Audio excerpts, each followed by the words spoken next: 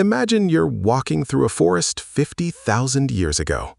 You've never left your group. You've never seen a face you didn't recognize.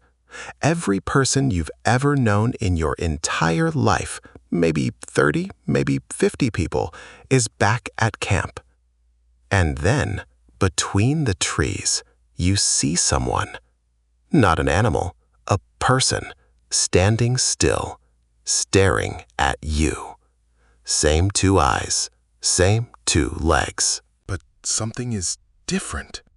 The way they stand, the tools they carry, the sounds that come out of their mouth, not words you've ever heard. What do? Because here's the thing nobody tells you. That moment, that exact frozen second of not knowing whether to run, fight, or reach out your hand, that moment didn't just happen once in human history.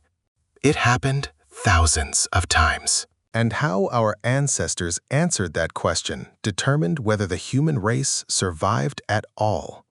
And the answer is nothing like what you'd expect. For most of human prehistory, your entire social world was tiny. Hunter-gatherer bands typically consisted of 25 to 50 people, all related, all known, all familiar. Everyone had a role. Everyone had a face you recognized. Beyond that circle, the unknown. And the unknown, for 99% of human evolution, meant danger. The concepts of other and stranger were fundamental in defining social interfaces within and between groups of hunter-gatherers, shaping economic, mobility, and territorial behaviors that can be inferred from the archaeological record. In other words, your brain was wired from birth to sort every living thing into two categories: us and them, known and unknown, safe and threat. A stranger wasn't just unfamiliar.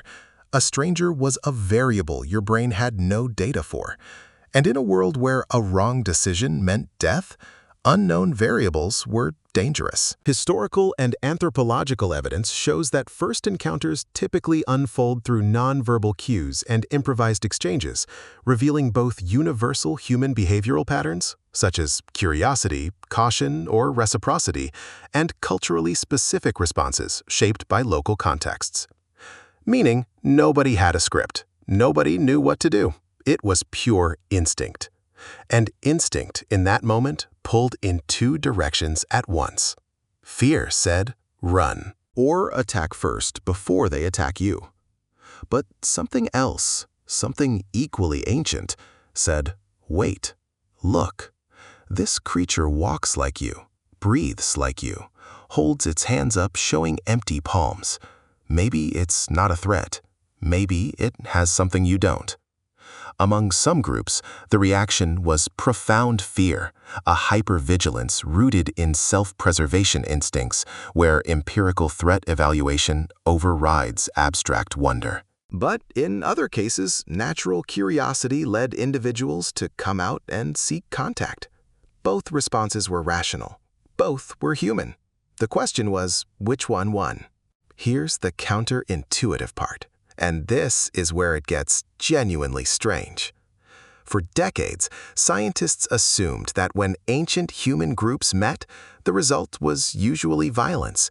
Competing for territory, food, resources, the story of prehistory as one long war. But the archaeological evidence tells a different story. Archaeological findings show that social relationships were reinforced through gift exchanges among hunter-gatherer groups, with population increases leading to competitive alliances and complex social structures that enhanced intergroup exchange systems.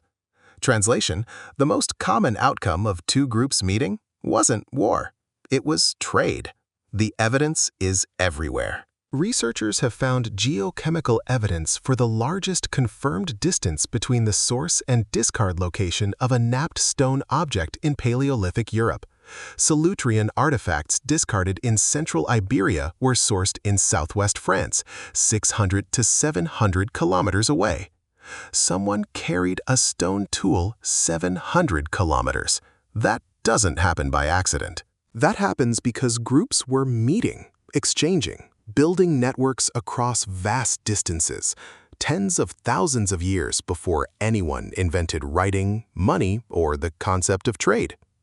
And it wasn't just objects, it was genes. Research published in both Science and Nature has confirmed that ancient humans and Neanderthals interbred during a sustained period of interaction around 47,000 years ago, beginning roughly 50,500 years ago and continuing for approximately 7,000 years.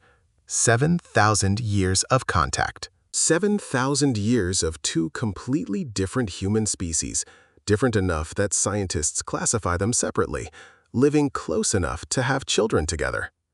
As one anthropologist put it, whenever you ran into a Neanderthal, it was okay to have a baby with a Neanderthal. It just paints a story that makes sense to how the real world works. This wasn't a rare accident. This was a pattern. Here's what that means. Every non-African person alive today carries between 1 and 4% Neanderthal DNA in their genome.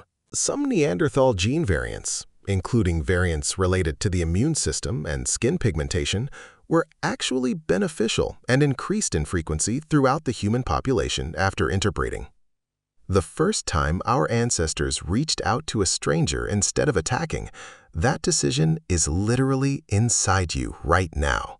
It's in your immune system. It's in your skin. It's in the biological hardware that keeps you alive. The choice to make contact, to trade, to build a relationship across the unknown, that choice didn't just survive. It spread across the entire human species and never left. So what happened when ancient humans met a stranger for the first time? Sometimes they ran. Sometimes they fought. Sometimes the reaction was pure hypervigilance, arrows, weapons, rejection. But often, more often than anyone expected, they stopped. They looked. They held out something in their hands. A piece of food, a tool, an open palm. And the other person did the same. That instinct, the one that said, wait before you decide, look before you run, give before you take, that instinct built the networks that carried tools 700 kilometers across a continent. That instinct produced children who carried the best of two different kinds of human in their blood. That instinct is the reason you're here. The next time you're standing in front of someone completely unlike you, unsure whether to reach out or pull back, you're not facing a modern problem. You're running the oldest program in human history. If this made you think differently about who you are and where you came from, subscribe. Because next video, we're going back to answer a question that might change how you think about your own survival. How did ancient humans survive a volcano that blocked the sun for 2 entire years? And why that near extinction is the reason all of us exist today.